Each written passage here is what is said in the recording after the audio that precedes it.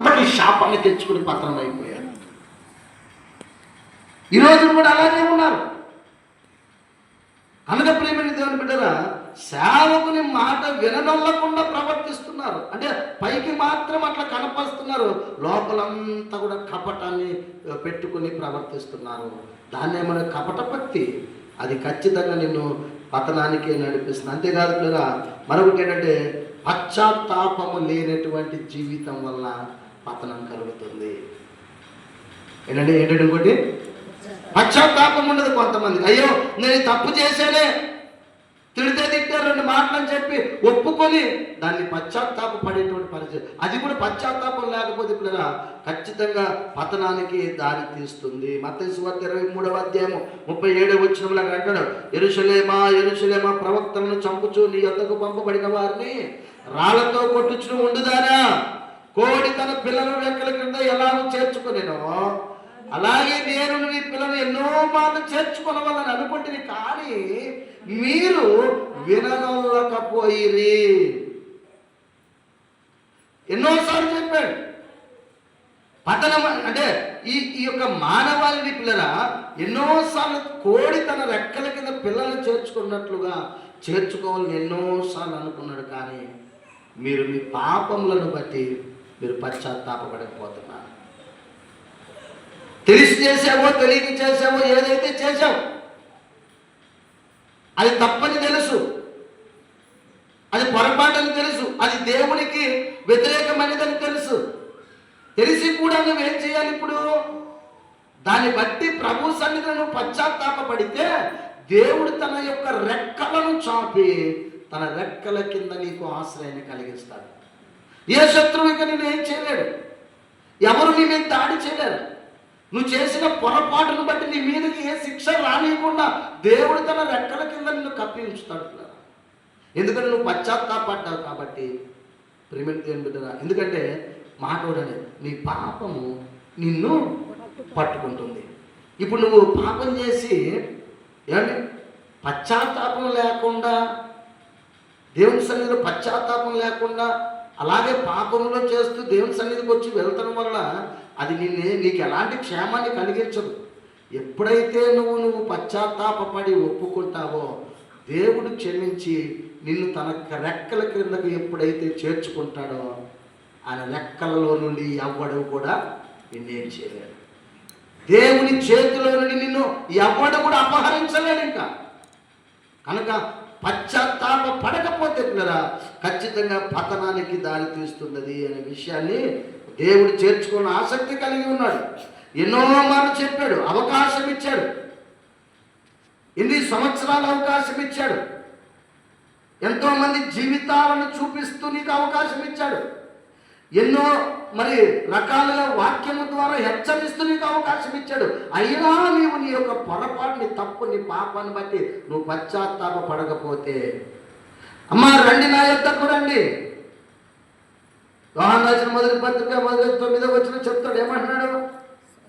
మన పాపములను మనం ఒప్పుకొనినడలా ఆయన నమ్మదగిన వాడు, నీతిమంతుడు కనుక ఆయన మన పాపములను క్షమించి సమస్త దుర్నీతి నుండి మనల్ని పవిత్రులుగా చేయాలి. దేవుడే మనల్ని సంరక్షిస్తాడు, దేవుడే వాటిని కడిగి వేస్తాడు, శాపాన్ని తొలగిస్తాడు, వచ్చేటువంటి ఆ యొక్క పతనావస్థ నుండి విడిపిస్తాడు దేవుడు. పశ్చాత్తాపడాలి. ఎన్నోసార్లు నీకు అవకాశం ఇచ్చాడు, ఎన్నోసార్లు నీకు అవకాశం ఇచ్చాడు, అయినా కూడా వారు చేర్చుకుని వెళ్ళకపోయేది. పశ్చాత్తాపం లేనటువంటి స్థితిని మనం చూస్తాం కదా. ఇలా దేవుని యొక్క సన్నిధిని వారు పశ్చాత్తాపం లేకుండా యెరూషలేము ప్రజలు జీవిస్తూ ఉన్నారు. ప్రవక్తలను చంపుతూ వచ్చారు. అందువల్ల వారి పతనాన్ని వారికి వారే కారకంగా మార్చుకున్నారు. వారే ఈరోజు కూడా అంతే. పశ్చాత్తాపం లేకుండా ఉన్నారంటే నీకు నీవే నీ చేతులారా నీ పతనాన్ని నువ్వు కొని తెచ్చుకుంటున్నావు. ఆ ప్రజలు అలాగే ఉన్నారు. ఇక్కడ వారికి వారే కారణంగా మార్చబడ్డారు వారి పతనానికి. కాబట్టి పిల్లల అక్కడ అంటారు, మీరు గమనిస్తే యేసు ప్రభు వారు సిలువ వేయబడే సమయంలో పిలాతు అంటాడు, అక్కడ ఏమంటాడంటే ఆయన రక్తము మా మీద మా పిల్లల మీద ఉండకుండాను గాక అనగానే యెరూషలేము ప్రజలు ఏమన్నారు తెలుసా? యెరూషలేము ప్రజలు అయా ఆ రక్తము, ఆ శాపము, ఆ శిక్ష ఏందో మా మీద, మా పిల్లల మీద ఉండును గాక అని తమకు తామే శపించుకున్నారు. అదే ఇక్కడ మనకు వ్యక్తపరుస్తున్నారు. ఎందుకు నడుచును? పడిపోవటకు ముందు అహంకారమైన మనసు నడుచును. అమ్మా, గర్విస్తున్నావా? దేని విషయంలో గర్విస్తున్నావో నీ అంతరాత్మను పరిశీలించుకో. దేన్ని బట్టి నువ్వు గర్విస్తున్నావు? దేన్ని బట్టి నువ్వు పిల్లరా ఏమంటాడు ఇక్కడ? అహంకారమైన మనస్సు కలిగి ఉంటున్నావో చెక్ యువర్ సెల్ఫ్. జాగ్రత్తగా చూసుకోవాలి. చాలా ప్రమాదకరమండి ఇది. సాతాన్ని మనం చూస్తాం. ఎవరండి దాని చక్కని ఉదాహరణ? ఎవరండి? సైతాన్ గాడే, అపవాది అయినటువంటి వాడు. వాడిని చూడొచ్చు. అపవాది అయినటువంటి లూసిఫర్ ఏ విధంగా పతనావస్థకు గురయ్యాడో మనం చూడొచ్చు పిల్లరా. ఏ విధంగా తన జీవితాన్ని, ఉన్నతమైనటువంటి జీవితం నుండి ఒక భయంకరమైనటువంటి నాశనాన్ని, జీవితాన్ని పడగొట్టుకున్నాడో మనం చూస్తాం. యెషయా గ్రంథము 14వ అధ్యాయము 12 నుండి 15 వచ్చిన వారిలో చూస్తే లూసిఫర్ జీవితంలో అది పడిపోవడానికి కారణము తన గర్వమే అని జ్ఞాపకం చేస్తాడు. అంతటి పరలోకములో దూత గణములన్నిటికీ కూడా ఆ లీడర్ అయినటువంటి ఆ లూసిఫర్ అంతటి వాడే పతనమైపోయాడు. నువ్వు నేనంతండి. అంత గొప్ప ఆధిక్యత కలిగినటువంటి వాడు అయినటువంటి లూసిఫర్ని దేవుడు ఒప్పుకోలేదు. పరలోకంలో ఉన్నటువంటి దూతన్నే ఒప్పుకోలేదు. శ్రేష్టమైనటువంటి స్థలముల్లో ఉండి గర్వించినటువంటి లూసిఫర్నే ఒప్పుకోలేదు. నువ్వు నేనంతండి. గర్విస్తే దేవుడు ఊరుకుంటాడా? ప్రేమైనటువంటి దేవుని కూడా గమనించండి. అటువంటి గర్వము పిల్లరా ఎప్పుడైతే మనం ఉంటుందో, అలాంటి అహంకారం ఉంటుందో పిల్లరా, ఈరోజు నువ్వు దేన్ని బట్టి నీ జీవితంలో గర్విస్తున్నావు, దేన్ని బట్టి అహంకారం ఉంటున్నావు, దేవుడికి నేను దూరం చేస్తుంది నీ గర్వము. అలాంటి గర్వాన్ని వదిలిపెట్టుకొని మనము దేవుని యొక్క సన్నిధి పిల్లరా మనము కోల్పోయినటువంటి వారముగా, ఆయన సన్నిధిని విడిచిపెట్టినటువంటి వారంగా మనం ఆయన సన్నిధిలో పిల్లరా ఆయనతో సంబంధం కలిగినటువంటి వారంగా జీవించాలి. గర్వము పిల్లరా, కొంతమంది చాలా గర్వం. ఏందంట వాళ్ళు చేసేది, ఏందంట వాళ్ళు చెప్పేది నేను వినేది, ఏందంట. సో ఇట్లాంటి గర్వ అహంకారాలు తగ్గించుకోవాలి. అర్థమైందా? నీ ఇంట్లో చూపించుకొని గర్వం, నీ వాళ్ళ దగ్గర చూపించుకో అహంకారం. దేవుని దగ్గర, సంఘములో ఇలాంటివి ఏవి కూడా మనం కలిగి ఉండకూడదు. ఈ అహంకారము, గర్వం అనేటువంటిది ప్రేమని చాలా మన పతనానికి తీసుకెళ్తుంది అని సొలొమోను భక్తుడు మన జ్ఞాపకం చేస్తూ దేవుడు ఇక లూసిఫర్ను మనకు ఉదాహరణగా చూపిస్తే, ఈ రోజున దేవుని సన్నిధిని కోల్పోతున్నావా? ఆయనతో సంబంధం కలిగి ఉంటున్నావా? లేక ఆయనతో నిలిచేవారని ఉంటున్నామా? లేక దేవునికి దూరంగా ఉంటున్నావా? గర్వము, అహంకారం అనేది కూడా మనిషి పత్రానికి తీసుకెళ్తుంది. అందుకనే మనం చదువుకున్నటువంటి ఉత్తర ప్రత్యుత్తర చరణములు అంటాడు కదా అక్కడ 87వ సంకీర్తన. అమ్మా, దేవుని పట్టణమా?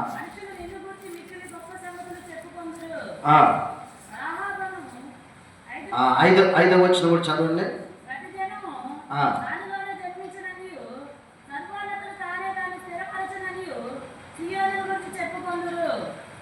చాలండి.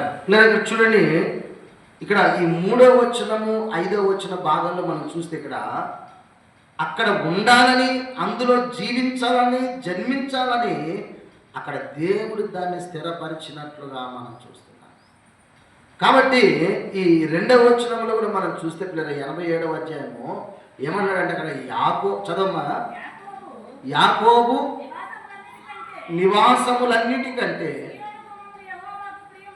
సియోను గుమ్మములు యెహోవాకు ప్రియములై ఉన్నవి. ఇక్కడ యాకోబు నివాసములు అనగా లోక సంబంధమైనటువంటి నివాసములు, లోక సంబంధమైనటువంటి నివాసముల గురించి మాట్లాడుతున్నాడు. ఇక్కడ సియోను అని చెప్పబడుతుంది. ఇదేంటంటే అది దేవుని పరిశుద్ధ పట్టణము. ఆ పట్టణము దేవునికి ఎంతో ప్రీతికరమైనది. ఇలాంటి పట్టణంలో నువ్వు జన్మించాలని, ఇలాంటి పట్టణంలో నీవు జీవించాలని, ఇలాంటి పట్టణంలో నీవు స్థిరపరచబడాలని దేవుడు కోరుకుంటున్నాడు. మనమేమో దేవునికి వ్యతిరేకంగా గర్వము, అహంకారములు కలిగి మన పతనాన్ని మనం కొని తెచ్చుకుంటున్నాం మన చేతులారా. మనం దేవుని మాట వినకుండా, సేవకుని మాట వినకుండా, అబద్ధాలాడుతూ, ధనాపేక్ష కలిగి, ఇలాంటి వాటన్నిటిని కలిగి పిల్లరా దేవునికి దూరమయ్యే పరిస్థితి. నీవు దేవునితో, దేవుని సన్నిధితో సంబంధము కలిగి ఉన్నావా లేదో ఒకసారి ఆలోచించుకో. అది నిన్ను పతనావస్థకు తీసుకెళ్తుంది. సాతానుకు సమీపంగా నిన్ను నడిపిస్తుంది పిల్లరా. నువ్వు పతనానికి వెళ్ళి ఉంటే ఎక్కడికి వెళ్ళినట్టుగా సాతానుకు దగ్గరికి వెళ్ళిపోయినట్టే, దేవుని నుండి నువ్వు దూరం చేసేస్తుంది. మరొకటి ఏంటంటే, దేవుని ఆజ్ఞను లెక్క చేయకుండా, ఆయన సన్నిధిని లెక్క చేయకుండా, అంటే ఒక మాట చెప్పాలంటే నిర్లక్ష్యము కూడా నిన్ను దేవుణ్ణి దూరం చేసి నేను పతనం చేస్తుంది. ఏముండకూడదని మరొకటి నిర్లక్ష్యం ఉండకూడదు. అర్థమవుతా? ఎంత రెక్లెస్ అంటే తెలుసా, కేర్లెస్. చాలా ప్రమాదం ఉంది నిర్లక్ష్యం అనేటువంటిది. ప్రతి విషయంలో కూడా మనం ఎంత నిర్లక్ష్యం చూపుతాం తెలుసా. అది ఉండకూడదు ఎప్పుడు కూడా. మనం చక్కని ఉదాహరణ ఆదామే. మొట్టమొదటి దేవుడి మీద ఆదాము దేవుని ఆజ్ఞను లెక్క చేయకుండా, ఆయన సన్నిధిని లెక్క చేయకుండా, అంటే అలాంటి నిర్లక్ష్యము కలిగి ఉన్నాడు. ఏమైపోయాడండి? దేవునికి పిల్లరా ఆయన దూరం చేసేసింది.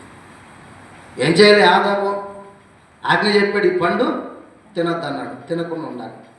రెండవది, ప్రతిరోజు దేవుడు సాయంకాలం పూట నాతో కలుస్తున్నాడు, అంటే అదొక దేవుని. అందుకే చెప్తాడు, ఈ సృష్టిలో మొట్టమొదటి ఆ సహవాసము సంఘం ఏంటంటే ఆదాము, అవ్వ, దేవుడు. వీళ్ళు ముగ్గురు ఉన్నటువంటిది ఫస్ట్ ఫెలోషిప్ అంటారు. మరి అది దేవుని సన్నిధి, దేవుడు వచ్చి వెళ్తున్నాడు, దేవుడు ఇక్కడ మాతో ఉంటున్నాడు అని, అది దేవుని సన్నిధి అనేటువంటి భయము లేకుండా నిర్లక్ష్యముగా వ్యవహరించాడు. ఆదికాండం 3వ అధ్యాయము 6వ వచనం మీరు కింద భాగంలో చదవట్లేరా. ఆజ్ఞను మర్చిపోయి దేవునికి దూరం అయ్యాడు, పతనము ప్రారంభమైంది. పతనమైపోయింది అతని జీవితం. చివరిగా ప్రార్థనలో ఆసక్తి కలిగి ఉండాలి. ప్రార్థనలో కూడా ఆసక్తి, నిర్లక్ష్యం ఉండకూడదు. యేసుప్రభువు చెప్పారు పిల్లరా, ఏమన్నాడు తెలుసా? మత్తయి సువార్త 26వ అధ్యాయం 41వ వచనములో చదవండి ఒకసారి. మత్తయి సువార్త 26లో 41వ వచనములో, మీరు శోధనలో ప్రవేశించకున్నట్లు చాలా ఏం చేయాలంటే ప్రార్థన అనుభవం ఉండాలి. మనం పతనము కాకుండా ఉండాలి అంటే ప్రార్థన అనుభవం ఉండాలి. ప్రార్థన లేకపోతే పతనమే. భౌతికంగా నీకు కనపడకపోవచ్చు, ఆత్మీయంగా భయంకరమైన పతనావస్థకు చేరిపోతూ ఉంటాం. ప్రార్థన ఉండాలి. ఒకటే చెప్తున్నాడు, ఏమన్నాడు? మనము శోధనలో ప్రవేశించే పక్కన పెట్టి పడిపోకున్నట్లు చెప్పాడు. మనము శోధనలో పడిపోకున్నట్లు ఏం చేయాలి? మనము మెలకువగా ఉండి ప్రార్థన చేయాలి. రాత్రి మెలకువగా ఉండి ప్రార్థన చేయటానికి ఆన్లైన్ ప్రేయర్ పెట్టారు. ఎంతమంది వచ్చారు మెలకువ కలిగి? వచ్చారా? మనకి ఎందుకంటే మనకు నిద్రావస్థ మనకి ఎక్కువ అయ్యా. అంటే మీరే పనికి వెళ్తారు, మీకే పనులు ఉంటాయి ఏంటి విషయంగా. కనుక ఈ మధ్యాహ్న వేళ సమయంలో మానవుడు పతనం అవటానికి కారణాలు, మరి అనేకమైన కారణాలు మనం జ్ఞాపకం చేస్తున్నారు. వాటన్నిటిని మనం జ్ఞాపకం చేసుకోవాలి. ఒకటి ఏంటంటే, దేనికి మానవుడు పతనం అవడానికి కారణం ఏంటి?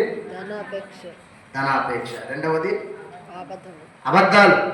మూడవది కపట భక్తి. నాలుగవది అమ్మా పోయిందా? నాలుగవది ఏంటి? పశ్చాత్తాపము లేని హృదయం కలిగిన. ఐదవది సేవకుని మాట విననొల్లకుండా, దేవుని మాటని విననొల్లకుండా నిర్లక్ష్యం చూపడము పతనావస్థ. అంతేకాదు పిల్లరా, మనలో పిల్లరా మరి ప్రార్థన లేకపోవటం కూడా, ప్రార్థన జీవితం లేకపోవటం కూడా మనకు పతనాన్ని కలుగ చేస్తుంది. కాబట్టి పిల్లరా, గర్వం, ఆ తర్వాత గర్వం ఒకటే. గర్వం మనకు పతనాన్ని తీస్తుంది. కనుక ఇవన్నీ కూడా పిల్లరా మన పతనానికి దారి తీస్తుంది. ఇలాంటి జీవిత విధానాన్ని మనం కలిగి ఉండకూడదనే విషయాన్ని జ్ఞాపకం చేస్తూ, వాక్యము ద్వారా మనము సరి చేసుకోవడానికి ప్రభు సహాయం కోరి ఆయన సన్నిధిలో ప్రార్థన చేద్దాం. దేవుడు ఈ మాటలు మన మీద దీవించును గాక.